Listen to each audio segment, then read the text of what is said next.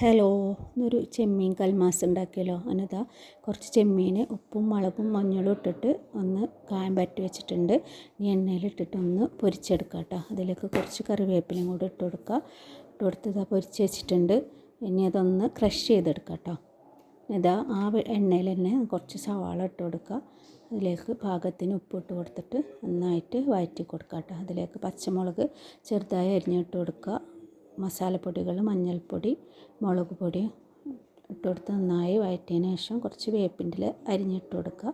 അതിലേക്ക് കുറച്ച് ചെമ്മീൻ മിക്സ് ചെയ്തിട്ട് കൊടുക്കുക കേട്ടോ. ഇട്ട് കൊടുത്ത് നന്നായി വഴറ്റിയതിന് ശേഷം കുറച്ച് കുരുമുളക് പൊടിയും കൂടി ചേർത്ത് കൊടുക്കുന്നുണ്ട്.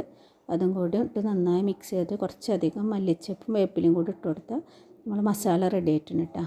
നമുക്ക് മാവ് തയ്യാറാക്കി എടുക്കണം.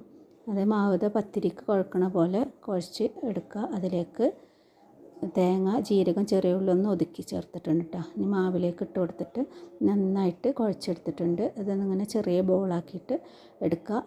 കയ്യിലിത്തിരി വെളിച്ചെണ്ണ പരട്ടിയതിന് ശേഷം ബോളൊന്ന് ജസ്റ്റ് ഒന്ന് പരത്തി കൊടുക്കുക കേട്ടോ. പരത്തി കൊടുത്തതിന് ശേഷം അതിലേക്ക് ഒരു സ്പൂണ് ചെമ്മീൻ്റെ മസാല ഇട്ട് കൊടുത്തിട്ട് ഇതാ നന്നായിട്ടൊന്ന് അതിനൊരു ഈ ഷേപ്പിൽക്കോട്ട് ആക്കിയെടുക്കുന്നുണ്ട് കേട്ടോ. അങ്ങനെയാണ് ആക്കിയെടുത്തിട്ടുള്ളത്. അപ്പോൾ ഇത് അതുപോലെ എല്ലാതും ആക്കിയെടുത്തിട്ടുണ്ട് കേട്ടോ. ഞാനത് സെയിൽ ചെയ്യണം കേട്ടോ.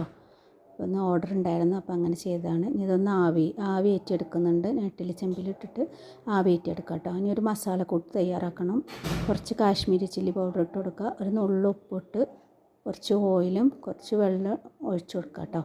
ഇനി അതിലേക്ക് ഓരോ കൽമാസ് ഇട്ടിട്ട് മസാല ഒന്ന് പരട്ടിയെടുക്കുക. ഇതൊന്ന് നോൺ സ്റ്റിക്ക് പാനിൽ വെച്ചിട്ടൊന്ന് ഷാലോ ഫ്രൈ ചെയ്തെടുക്കുക കേട്ടോ. അങ്ങനെ എല്ലാതും ചെയ്തെടുത്തിട്ടുണ്ട്. ഇതാ അടിപൊളി കൽമാസ് റെഡി ആയിട്ടുണ്ട്. നല്ല ടേസ്റ്റാണ് കേട്ടോ.